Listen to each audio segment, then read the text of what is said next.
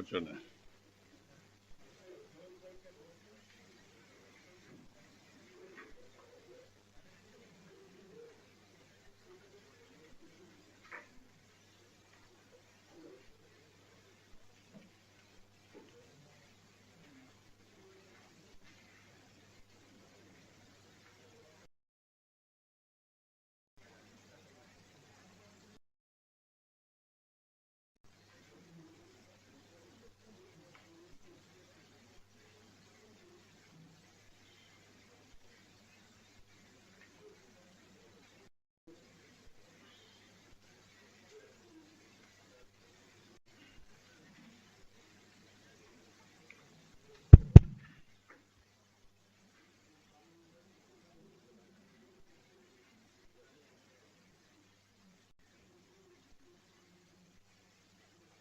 Okay brother, అందరికీ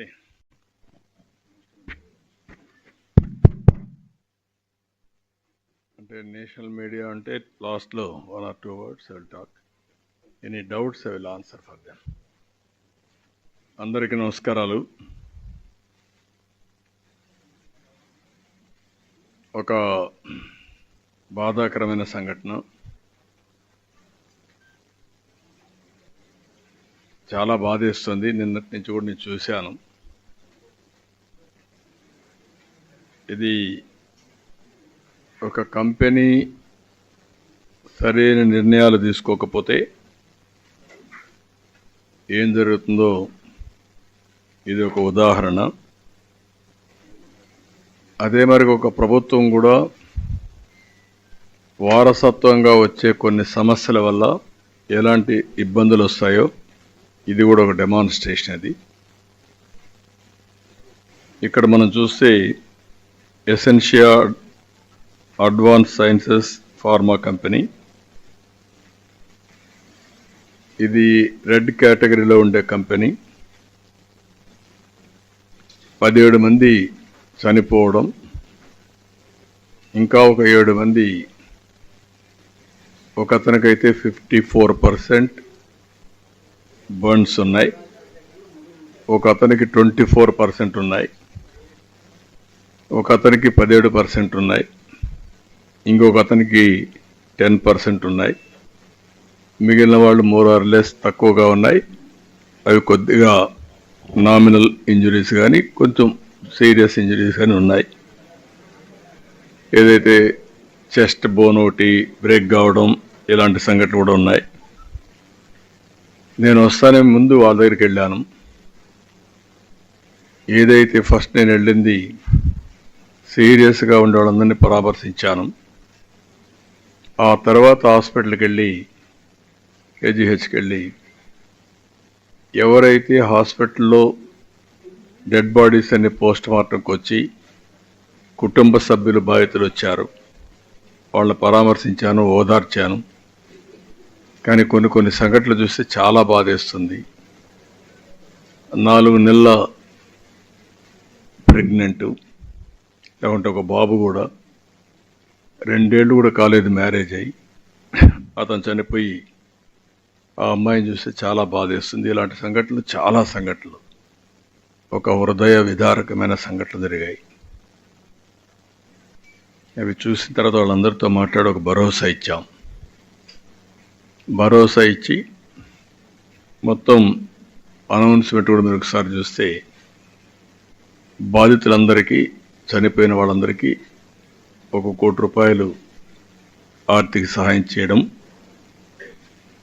సీరియస్గా injury అయిన వాళ్ళకి 50 లక్షలు ఇవ్వడం, లైట్ ఇంజురీస్ ఉంటే అలాంటి వాళ్ళకు కూడా 25 లక్షలు ఇవ్వడం, ఈ 3 కేటగిరీస్ కింద అనౌన్స్ చేశాం. ఈరోజే ఎవరైతే చనిపోయారో వాళ్ళందరికీ చెక్కులు కూడా డిస్ట్రిబ్యూట్ చేస్తారు. మిగిలిన వాళ్ళు కూడా ఇమీడియట్గా డిస్ట్రిబ్యూట్ చేయమని ఆదేశాలు ఇచ్చాను. అవి కూడా ఇమీడియట్గా ఇస్తాం. అయితే మనం ఆర్థిక సహాయం చేయొచ్చు కానీ కుటుంబాలు తేలేం. ఆ కుటుంబానికి ఎవరైతే ఆధారంగా ఉంటారో, ఎవరైతే ఆ కుటుంబానికి ఒక సెక్యూరిటీగా ఉంటారో వాళ్ళు మనం తేలేం. అది జీవితాంతం తీరని లోటు. ఒక పక్క ఇండస్ట్రీస్ రావాలి, కానీ రెండో పక్కన కూడా సేఫ్టీకి కూడా అంతే ప్రాధాన్యత ఇవ్వాలి. ఆ విషయాలు కూడా నేను వచ్చినప్పుడు మొత్తం మీకు ఎక్స్ప్లెయిన్ చేస్తాను. ఇక్కడ ఫార్మా కంపెనీలు మీరు చూస్తే వేపర్ క్లౌడ్ ఎక్స్ప్లోషన్, దీంతో మొత్తం అక్కడుండే ముందుగానే ఇది ఇన్ఫ్లేమబుల్, అది సరిగా మేనేజ్ చేయకుండా కానీ కారణాలు ఏమైనా కావచ్చు, జస్టిఫికేషన్ ఉండొచ్చు, జస్టిఫికేషన్ లేకపోవచ్చు, కానీ ప్రాపర్ ఎస్ఓపి ఫాలో కాలేదనేది క్లారిటీ. ఎవరైనా సరే ప్రాపర్ ఎస్ఓపి ఫాలో అయితే ఈ ప్రాబ్లం వచ్చేది కాదు. ఈరోజు మనం ఇక్కడ చూస్తే టోటల్గా ఇక్కడికి వచ్చినప్పుడు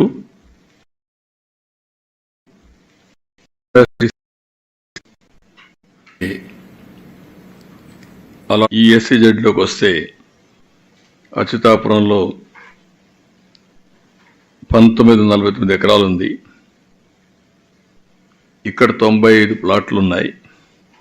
66 ప్లాట్స్లో ఇప్పటికే అలాట్ చేశారు. అందులో 36 వచ్చాయి, 26 పనిచేస్తున్నాయి. ఇది మొత్తం ఇదే కాకుండా ఇంకొక పక్కన కూడా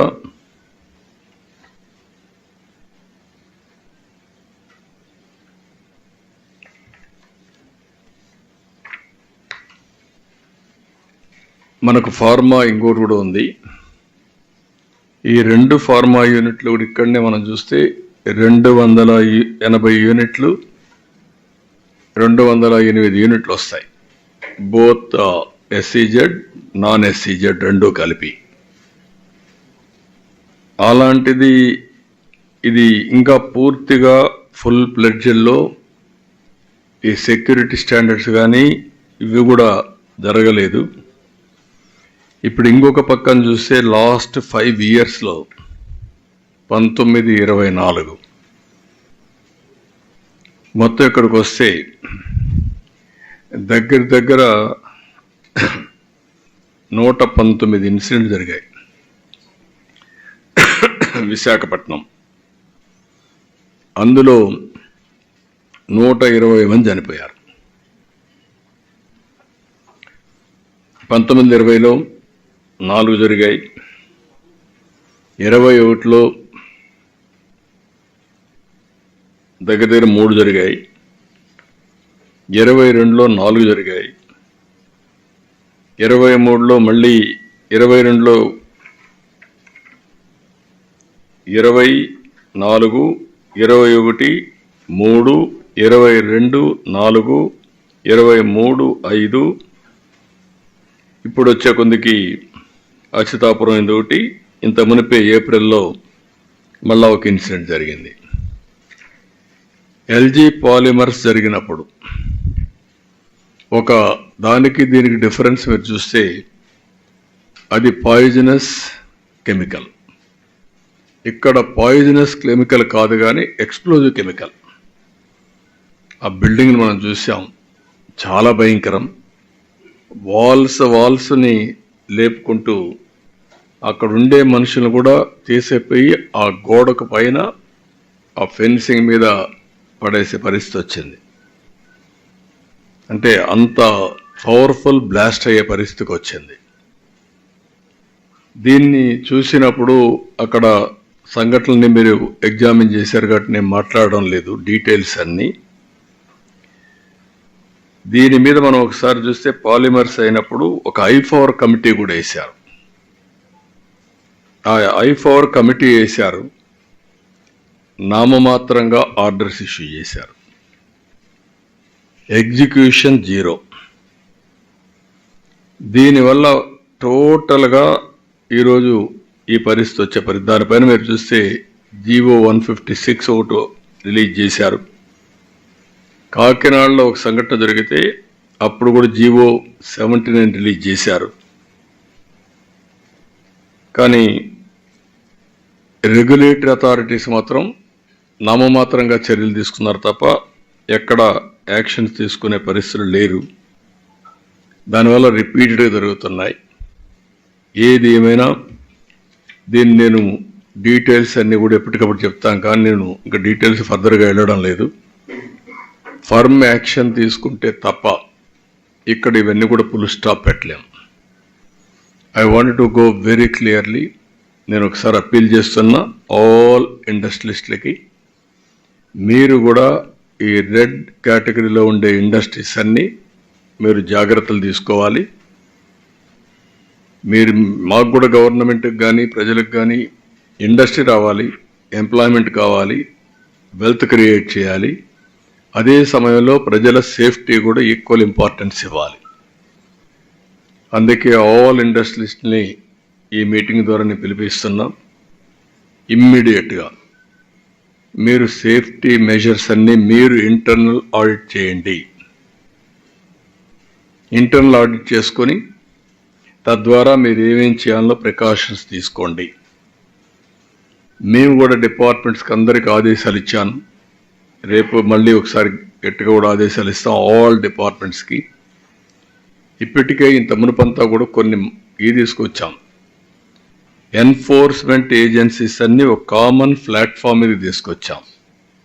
ఎవరి పాటికి వాళ్ళు పోయి ఇండస్ట్రీస్ అంతా కూడా ఎవ్రీడే పోయి గొడవ చేయడం కంటే either pollution board, pollution control board, or labor, or boilers, factories, legal metrology, వీళ్ళు 5 కూడా కంబైన్డ్గా వెళ్ళి ఇంకా కొన్ని ఏజెన్సీస్ ఉన్నాయి రెడ్ కేటగిరీ ఇండస్ట్రీస్కి. వీటికి వీళ్ళందరూ కూడా కంబైన్డ్గా వెళ్ళాలి, టీమ్గా వెళ్ళాలి. అది కూడా సిస్టమ్ డ్రివన్ సెలెక్షన్ వీళ్ళు చేయడానికి వీలు లేదు. ఆ రోజు మేము పెట్టింది అవి కూడా అనలైజ్ చేయమన్నాను ఇండస్ట్రీస్ మినిస్టర్ సెక్రటరీని. ఒక సిస్టంలోనే వస్తుంది, ఎవరు అడిగే పని లేదు. వాళ్ళు పోయి చెక్ చేస్తారు. చెక్ చేసిన తర్వాత రిపోర్ట్ ఇస్తారు 24 అవర్స్లో. అవి కంపైల్ చేసి మళ్ళా సిస్టంలో పెట్టాలి. అది పెట్టిన తర్వాత ర్యాండమ్ కింద మళ్ళీ అవసరమైతే ఒక ఆడిట్ చేస్తాం వేరే పార్టీని పంపించి, వీళ్ళు కాకుండా. అలాంటి చేసి ఇండస్ట్రియలిస్ట్కి ఎవరికి ఇబ్బంది ఉండకూడదు. అదే సమయంలో వీళ్ళు ఎక్కువ డబ్బులు సంపాదించాలి అనే ఉద్దేశంతో అసలు సేఫ్టీ మెషర్స్ ఫాలో కాకపోతే మాత్రం చాలా ప్రమాదం వస్తుంది. అందుకే ఈ సంఘటన ఒక ఆధారంగా తీసుకొని ఒక ఎంక్వైరీ కమిటీని ఇస్తున్నాను, high level committee. They will go through total scrutiny. ఈ ఇండస్ట్రీలో ఏమేం జరిగింది, ఏమేమి ల్యాప్సెస్ ఉన్నాయి. ఈరోజు నేను చూశాను ఇండస్ట్రీలో ఉండే అవకతవకలు కూడా, వాళ్ళకుండే ఇబ్బందులు కూడా. ఒకతను ఇండస్ట్రీ పెట్టాడు, అతనికి ఉండే ఆర్థిక ఇబ్బందుల్లో కానీ వాళ్ళకుండే దీంట్లో ఇంకొక పార్ట్నర్ తెచ్చుకున్నారు.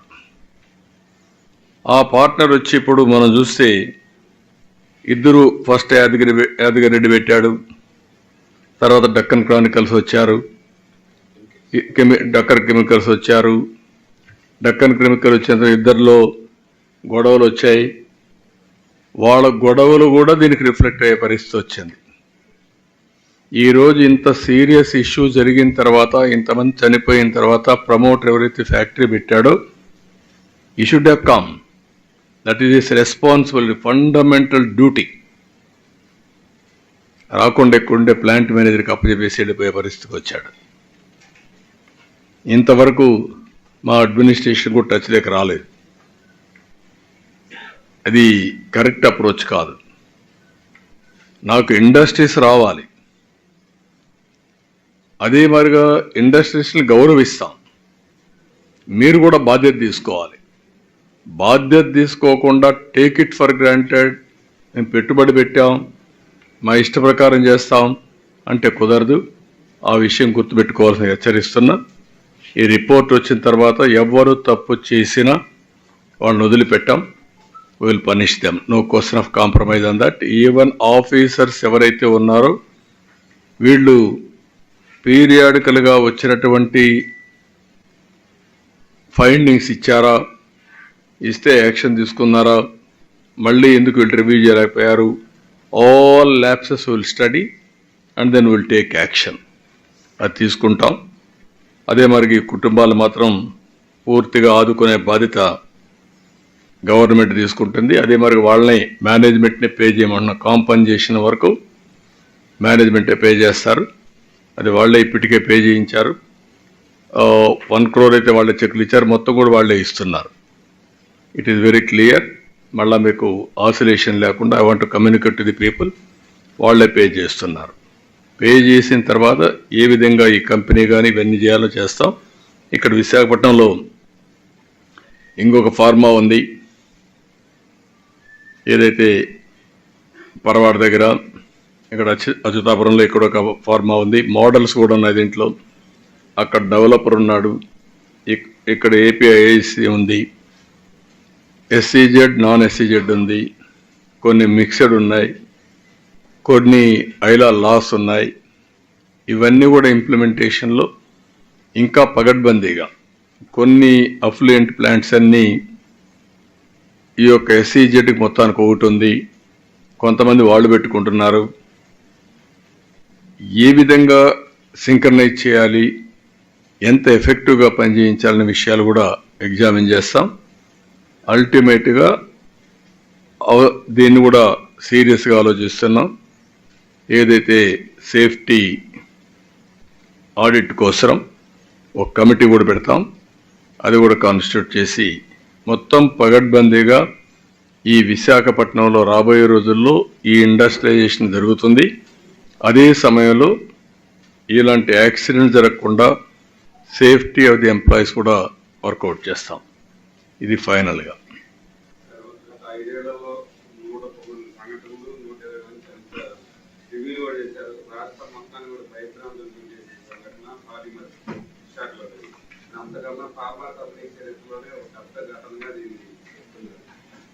మీరు గత గవర్నమెంట్ లో చేసినటువంటి తప్పిదాలు ఈసారి ఎట్లా రివ్యూ చేయబోతున్నారు? ఇంకా పరబందీగా ప్రమాదాలు జరగకుండా ఏం చర్యలు తీసుకునే అవకాశం? ఇప్పుడు మీరు ఒకసారి డీటెయిల్స్ అని నేను ఇక్కడ మాట్లాడడం లేదు. 119 ఇన్సిడెంట్ జరిగాయి, 120 మంది చనిపోయారు. దీంట్లో మేజర్ ఇన్సిడెంట్స్ కూడా కొన్ని ఇటీవల కాలంలో జరిగినట్టు ఉన్నాయి. ఆ మేజర్ ఇన్సిడెంట్స్ మీరు చూసినప్పుడు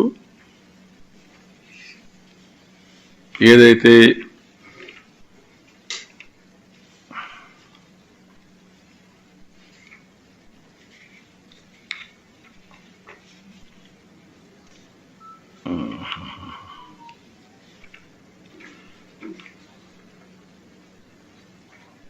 ఇరవైలో ఎల్జీ పాలిమర్ జరిగింది, అందులో 12 మంది చనిపోయారు. 20 మళ్ళీ హిందుస్థాన్ షిప్ యార్డ్లో జరిగింది, అందులో కూడా 11 మంది చనిపోయారు. లారస్లో కూడా ఒక యాక్సిడెంట్ జరిగింది. అదైనాక ఇప్పుడు జరిగిన ఒక ఇన్సిడెంట్ జరిగింది. ఇవి కాకుండా 2, 3 అయితే కంటిన్యూగా జరుగుతున్నాయి. మీరు చూస్తే జేఎస్పీసీలో స్మైలాక్స్ ల్యాబ్స్లో 2 చనిపోవడం, అది కూడా డిసెంబర్ 27, 2019. విజయశ్రీ ఆర్గానిక్స్లో 1 చనిపోవడం, ఎవ్రీ 3 నెలలకు అట్లా 2020 మే 7న 12 మంది చనిపోవడం పాలిమర్లో. 2020 జూన్ 30 పరవాడలో బెంజిన్ గ్యాస్ లీక్ అయ్యి 2 చనిపోవడం. 2020 జూలై 13 పరవాడ జేఎన్పిసిసిలో అగ్ని ప్రమాదం 1 చనిపోవడం. అదే మరి 2020 ఆగస్టు 1 హిందుస్థాన్ షిప్ యార్డ్లో 11 మంది. 21 సెప్టెంబర్ 21 అభిజిత్ ఫెర్రోస్లో గ్యాస్ లీక్. 21 డిసెంబర్ 29 రామ్కే ఫార్మాసిటీలో టాక్సిక్ గ్యాస్ లీక్ అయ్యి 2 చనిపోవడం. 21 డిసెంబర్ 25 పరవాడ ఫార్మా కంపెనీలో గ్యాస్ లీక్ అయ్యి 2 చనిపోవడం. ఇలాంటివి కంటిన్యూగా మీరు చూస్తే ఎవ్రీ 3 నెలలకు ఒకసారి యాక్సిడెంట్ జరుగుతున్నాయి. దానిపైన ఇచ్చిన కమిటీ కూడా ఎల్జీ పాలిమర్స్ అయిన తర్వాత కమిటీ వేయడం, దానిపైన ఆ కమిటీ వేశారు. కానీ యాక్షన్స్ అన్ని నామమాత్రంగా ఒక జీవో ఇష్యూ చేసి వదిలేయడం అంటే నిరంతరం జరుగుతూ ఉంటే దీన్ని ఫుల్ స్టాప్ పెట్టలేకపోయారు. ఇప్పుడు ఎట్టి పరిస్థితుల్లో ఫుల్ స్టాప్ పెడతాం. ఆల్ ఇండస్ట్రీస్ చెప్తున్నా నేను క్లియర్గా, you must have a SOP. చాలా క్లియర్గా మీరు రెడ్ జోన్ ఇండస్ట్రీస్ అన్ని ఫోకస్ చేయాల్సిన బాధ్యత మీ మీద ఉంది. ఒకసారి రివ్యూ చేసుకోండి మీరు మీ ప్రొసీజర్స్ అన్ని. వన్స్ మీరు రివ్యూ చేసుకున్న తర్వాత ఇలాంటి సంఘటనలు పునరావృతం కాకుండా చేసే బాధ్యత మీది. ఆల్ ఇండస్ట్రీస్లో ఉండాలి. Particularly more focus on red జోన్లో ఇలాంటి ఇండస్ట్రీస్, రెడ్ కేటగిరీ ఇండస్ట్రీస్లో మీరు పెట్టాల్సిన అవసరం ఉంది. రెండోది మా డిపార్ట్మెంట్ కూడా నేను ఈ రిపోర్ట్ వస్తానే, రిపోర్ట్ రావడం ఒక యాంగిల్, డిపార్ట్మెంట్ కూడా ఒక ఎక్సర్సైజ్ చేయాలి. There is a data. 5 సంవత్సరాల్లో రాష్ట్రంలో ఎన్ని యాక్సిడెంట్లు అయినాయి, ఎక్కడెక్కడ ఫెయిల్ అయ్యాం, ఎంతమంది చనిపోయారు, అవన్నీ ఏ విధంగా స్ట్రీమ్ లైన్ చేస్తాం, డిపార్ట్మెంట్ రివ్యూస్ కూడా ఏ విధంగా చేస్తున్నాం. అదే సమయంలో స్ట్రిక్ట్గా ప్రతి ఒక్క వ్యక్తికి కూడా మేము చేసే సిస్టమ్స్ కానీ ఆ సిస్టమ్స్లో వీళ్ళు ఇన్స్పెక్ట్ చేసిన రెగ్యులేటరీ అథారిటీ వచ్చినప్పుడు ఇచ్చినటువంటి రికమెండేషన్స్ అన్నీ ఎగ్జిక్యూట్ చేశారా లేదా, అమలు చేశారా లేదా, చేయకపోతే వాళ్ళపైన ఎట్లా యాక్షన్ తీసుకోవాలి, ఇవన్నీ చేసి యాక్సిడెంట్స్ అనేటివి వీలైనంత వరకు తగ్గించడం. జీరో అనేది వీలు కాదు కానీ వీలైనంత వరకు తగ్గించడానికి అన్ని ప్రయత్నాలు చేస్తాం. ప్రమాదం జరిగితే ఎవరైనా పనిచేసిన వాళ్ళ భద్రత గురించి, వాళ్ళ ఆరోగ్యం గురించి, లేకపోతే గురించి వైద్యం అందించే బాధ్యత. కానీ ఎక్కడ ఎప్పుడూ లేని విధంగా ఒక యజమాని బాధ్యత వెనకలు ఏమన్నా గొప్ప ఈ మధ్య కొన్ని జరుగుతున్నాయి. నేను అవి మాట్లాడడం లేదు, కుట్ర ఉందా లేదా అని కూడా. ఎందుకంటే గుడ్డగాల్చి ముఖాన్ని పారేసి తుడుచుకోమంటున్నారు. వీళ్ళే వచ్చి క్రిటిసైజ్ చేస్తారు, వీళ్ళే చేస్తారు. నేను I'm very clear. Law and order maintain చేయడంలో ఎప్పుడు కూడా తెలుగుదేశం కానీ ఇప్పుడుండే ఎన్డీఏ కానీ వెనుకపోయే సమస్య ఉండదు. మీరు అన్నట్టు ఎవరైనా కుట్రలు చేసినా ఆ కుట్రలు కూడా ఎక్కువ రోజులు సాగవు. ఏది ఏమైనా ఇటీవల జరిగే సంఘటనలు ఓసారి నాకు కూడా అనుమానం వస్తుంది. అంటే వారసత్వంగా వచ్చిన లెగసీ ప్రాబ్లమ్సా, లేకపోతే అటు ఇండస్ట్రీ కానీ ఇటు అడ్మినిస్ట్రేషన్ కానీ స్లాగ్నెస్కి వెళ్ళిపోయారా, దానివల్ల ఇంకా రికప్ కాలేకపోతున్నారు, లేకుంటే ఇవన్నీ యాక్సిడెంట్స్ అంటే మామూలు అయిపోయినాయి అనుకుంటున్నారా, నాకైతే అర్థం కావడం లేదు. దీనికి పరాకాష్ట నిన్న జరిగింది. మేనేజ్మెంట్ రాలేకపోయారు ఇక్కడికి. వాళ్ళకు డిఫరెన్సెస్ ఉండొచ్చు కానీ ఆయనకు సోషల్ రెస్పాన్సిబిలిటీ ఉంది. I can go very firmly, కానీ రెండు కూడా నేను బ్యాలెన్స్ చేసుకోవాలి కాబట్టి ఆలోచిస్తున్నా. ఏది ఒక పక్క ఇన్వెస్ట్మెంట్ రావాలి, ఒక పక్క సేఫ్టీ కాపాడాలి, ఎంప్లాయ్మెంట్ జనరేట్ చేయాలి. I'm very clear on that. లక్షల మంది కార్మికులు ఉన్న ఈ ప్రాంతంలో మల్టీ స్పెషాలిటీ సేవలు లేవనేది గతంలో ముఖ్యమంత్రి గారు కూడా ఆయన చేసినప్పుడు ఇచ్చారు అని ఆ సంఘటన జరిగినప్పుడు. ఇప్పుడు కూడా లేదని కార్మికులు కూడా చాలా బాధపడతారు. అంటే రెండు ఉన్నాయి. ఒకటి ఇక్కడ కావాల్సినటువంటి ట్రామా సెంటర్ కానీ లేకపోతే బర్న్ వాటి కాల యూనిట్ ఒకటి ఇక్కడ రావడం, ఇలాంటి ఒక హాస్పిటల్ కూడా ఇక్కడే ఫార్మా ఉంది, రేపు నక్కపల్లి ఇంకొకటి వస్తుంది, ఈ 3-4 బ్యాండిక్స్ ఉంది. ఇలాంటి ఇండస్ట్రియలైజేషన్ అంతా ఎక్కువ వచ్చే అవకాశం ఉంది. రెండోది ఫైర్ స్టేషన్ కూడా ప్రాపర్గా లేదని, ఇలాంటివన్నీ ఉన్నాయి. I'm examining everything. ఈ సేఫ్టీ కోసం ఇక్కడ కార్మికుల యొక్క సేఫ్టీ కానీ ఇమ్మీడియట్గా జరిగిన తర్వాత ఫస్ట్ హ్యాండ్ అంటే ఫస్ట్ ఎయిడ్ ఇవ్వడానికి ఏమేం చేయాలో అవన్నీ చేయాల్సిన అవసరం ఉంది. Will work it out. ఒక కాంప్రహెన్సివ్ డెసిషన్ తీసుకుంటాం. అన్నీ ఏదైనా సరే ఫస్ట్ రిపోర్ట్ వస్తానే యాక్షన్స్ అవన్నీ ఓడి చేస్తాం. రెండోది ఇమ్మీడియట్గా అనలైజ్ చేసి డిపార్ట్మెంట్ నెక్స్ట్ మీటింగ్ రివ్యూ చేసి ఇన్ఫ్రాస్ట్రక్చర్ స్ట్రెంగ్తన్ చేయడం, ఎక్కడెక్కడ ఇన్ఫ్రాస్ట్రక్చర్ని స్ట్రెంగ్తన్ చేయాలో ఇన్ఫ్రాస్ట్రక్చర్ స్ట్రెంగ్తన్ చేయడం. అదే సమయంలో మా యొక్క రూల్స్ రెగ్యులేషన్స్, రెగ్యులేటరీ అథారిటీస్ యొక్క ఇన్స్పెక్షన్స్ అవన్నీ స్ట్రీమ్ లైన్ చేయడం. ఇప్పుడు ఏమైందంటే ఒకప్పుడు మనం రమ్మంటే ప్రతి ఒక్క ఆఫీసర్ పోయి హెరాస్మెంట్ చేయడం, 3 రోజులకు ఒకసారి వెళ్ళిపోవడం, దాంతో లేనిపోని ప్రాబ్లమ్స్ రావడం. అట్లా కాకుండా నేను పెట్టిన సిస్టమ్ మీరు చూస్తే దిస్ ఈజ్ 2018-19 పెట్టాను. కామన్ పోర్టల్ పెట్టి కామన్గా పెట్టి రెగ్యులేటరీ అథారిటీలో ఉండే అందరూ కూడా ఒకేసారి వెళ్తారు. అది కూడా సిస్టంలో సెలెక్ట్ చేస్తుంది, మీరు పలానా ఊరికి పోవాలి, పలానా ఫ్యాక్టరీ చేయాలంటే ఆ ఫ్యాక్టరీ చేయాలి. అది చేస్తూ రొటీన్గా ఏం చేయాలో చేసుకోవాలి, హెరాస్మెంట్ తగ్గాలని. అదే మరి ఎక్సెప్షన్ రిపోర్ట్లు పెట్టాం. నేను ఇంకా స్టడీ చేస్తున్నా. ఏదైతే ఈజీ డూయింగ్ బిజినెస్ ఎట్లయితే చూసామో ఇప్పుడు స్పీడ్ ఆఫ్ డూయింగ్ బిజినెస్ మాట్లాడుతున్నాం. ఇక్కడ కూడా ఒకప్పుడు పెట్టిన నామ్స్ వల్ల ఎంత ఫలితాలు వచ్చాయి, ఇంకా ఎఫెక్టివ్గా ఏం చేయగలుగుతామో అవన్నీ తీసుకొస్తాం. ఒక 3 months maximum time will bring everything.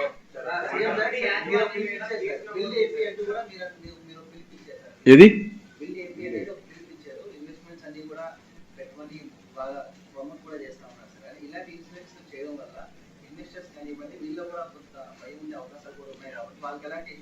అందుకే 2 బ్యాలెన్స్ చేస్తానని చెప్పాను నేను. ఇప్పుడు 90%, 95% ఇండస్ట్రీ పెట్టిన వాళ్ళు బాధ్యత తీసుకుంటున్నారు. ఎక్కడో 1 or 2% బాధ్యత రాహిత్యంగా ప్రవర్తిస్తున్నారు. వాళ్ళకే నేను ఇప్పుడు చెప్పింది. 95% చేసిన వాళ్ళు ఐ హ్యావ్ టు ప్రొటెక్ట్. అందుకే నేను డ్రాస్టిక్గా పోవడం లేదు. డ్రాస్టిక్గా పోవాలంటే 2 నిమిషాలు డెమాన్స్ట్రేట్ చేసేవాడిని కాదు, అది కాదు. I want to respect them. At the same time ఎవరైనా సరే కార్డు పడేసి మేము ఏం చేసినా జరుగుతుంది అనుకుంటే I want to act.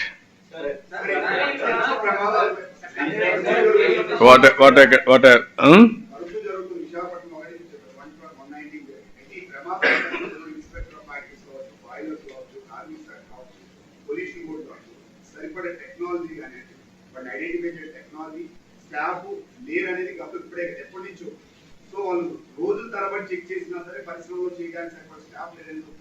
So ఇప్పుడు ఈ ప్రమాదాలు కూడా గతంలో కంపెనీస్ వేసిన వాళ్ళు పూర్తిగా ఇన్స్పెక్ట్ చేయట్లేదని ఉంది. గతంలో పాలిమర్స్ ఇన్సిడెంట్ కూడా సేమ్. సో వాళ్ళు చేయాల్సి ఉంది కానీ ఎవరు వెళ్ళలేదు. సో దీనిపై ఖచ్చితంగా ప్రభుత్వం సీరియస్ యాక్షన్ తీసుకుంటుంది. నేను అందుకే మీకు చెప్పి డెఫినెట్గా స్టాఫ్ లేకపోతే స్టాఫ్ పెంచుతాం. టెక్నాలజీస్ అడాప్ట్ చేసుకోవాల్సి వస్తే టెక్నాలజీస్ అడాప్ట్ చేసుకుంటాం. అదే సమయంలో వాళ్ళు కూడా ఫ్యాక్టరీ మేనేజ్మెంట్ కూడా లేటెస్ట్ టెక్నాలజీస్ కూడా అడాప్ట్ చేసుకుంటే నిన్న జరిగింది. Nowadays so many things smell చేసే సెన్సార్స్ వస్తున్నాయి, ఇలాంటి లీక్ అవుతానే సెన్సార్స్ వస్తున్నాయి. ఎంతవరకు టెక్నాలజీ డ్రివన్ మనం ముందుకు పోగలుగుతాం వాళ్ళు కూడా ఆలోచించుకోవాలి. అవసరమైతే గ్రూప్ ఆఫ్ ఇండస్ట్రీస్ మీటింగ్లు పెట్టి వర్క్షాపులు పెట్టి ఇవన్నీ కూడా డిస్కస్ చేసి అటు గవర్నమెంట్ ఇటు ఇండస్ట్రీ 2 కలిసి public safety and at the same time environment ఫ్రెండ్లీగా ఏ విధంగా పోవాలో ముందుకు పోతాం. అందుకే మీరు చూస్తే first time I have brought so many reforms in industry. SEZ నాకు తెలిసినంత వరకు ర్యామ్కే కాకుండా హైదరాబాద్లో పెట్టిన వ్యాన్పిక్ సిటీ ఇవన్నీ ఐలా చట్టంలో తీసుకొచ్చిన మొదటి ఇండస్ట్రీస్ ఇవన్నీ. ఆ తర్వాత చాలా వస్తున్నాయి. తర్వాత శ్రీ సిటీ వచ్చింది, one of the best industrial zone అది. ఇక్కడ బ్యాండిక్స్ వచ్చింది, అది కూడా బాగా జరుగుతూ ఉంది. ఇవన్నీ ఇంకా చాలా వస్తున్నాయి. Future is that. At the same time అందరం కలిసి పబ్లిక్ సేఫ్టీ కూడా important, employees safety is important. 1 minute, okay.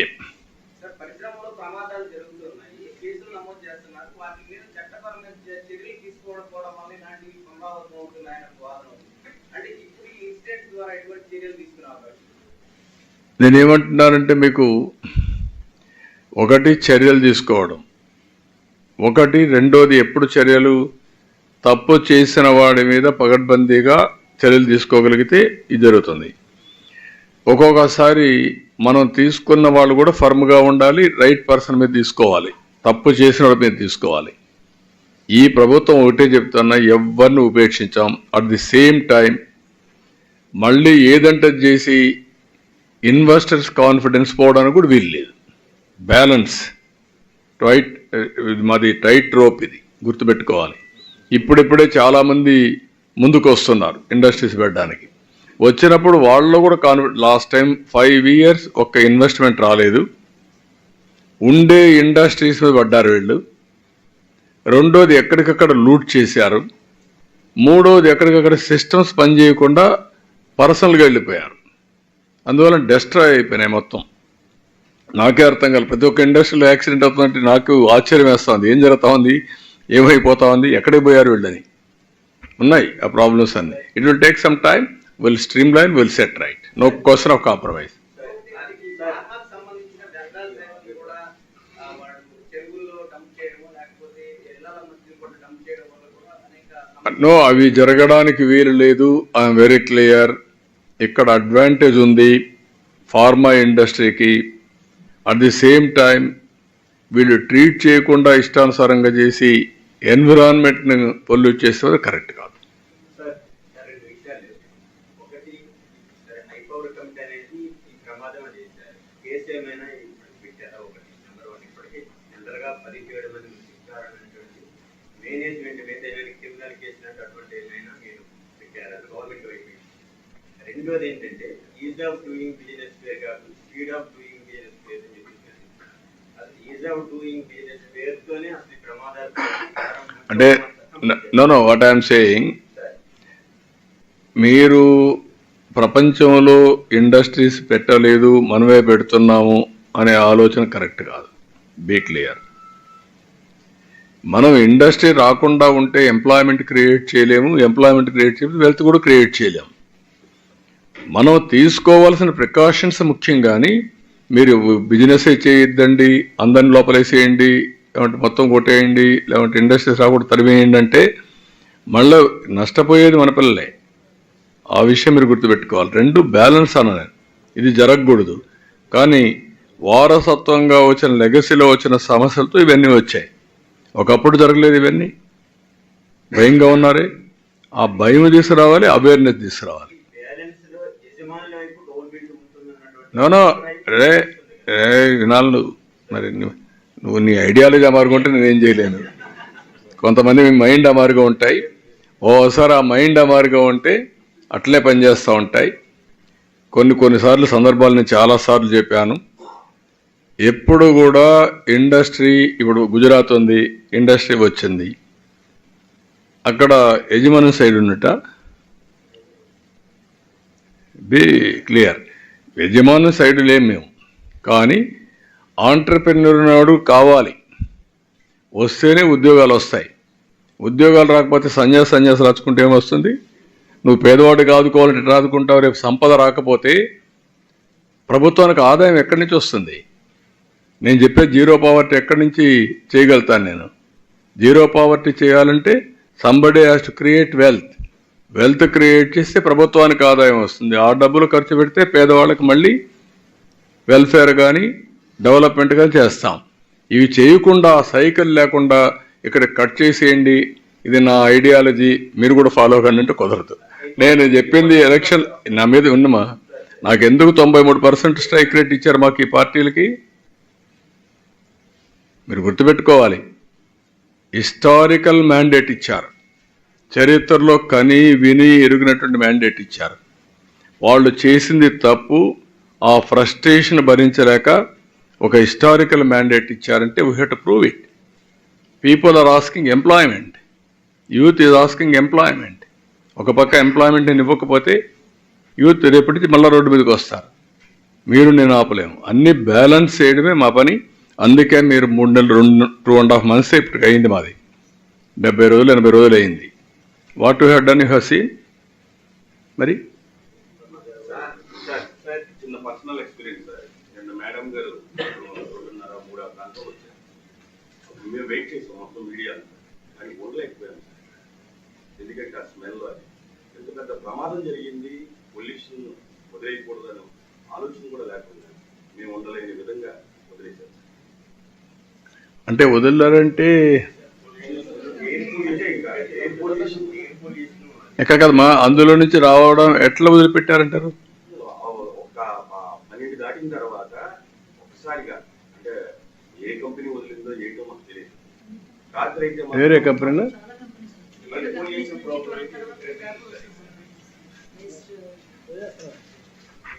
అలాగే సిటీలో ఉందా? ఫార్మా కంపెనీ నేను రాత్రి ఫీల్ అయింది సార్. ఇక్కడ 3:30 వరకు ఉన్నాం. యా యాక్చువల్గా మేము ఫార్మాలో ఇబ్బంది పడ్డాం. నేను కూడా అదే ఇబ్బంది పడ్డాం.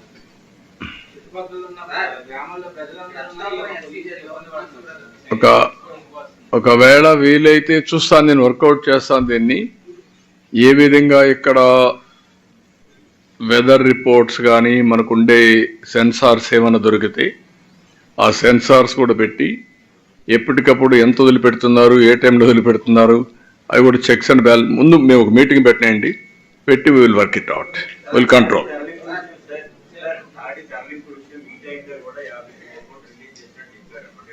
దేనికి పరవాడ ఆనుకున్నటువంటి ఫార్మా కంపెనీ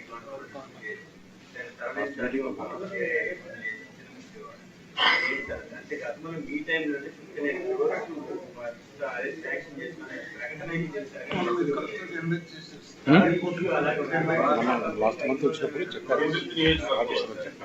మీరు అది ఒకసారి మీరు మొన్న చెప్పింది ఎక్కడది తాడి, దాన్ని అది కూడా ఒకసారి స్టడీ చేసి నాకు రిపోర్ట్ పంపేయండి, ఏం చేయాలో చేస్తాం. థ్యాంక్ యూ అండి.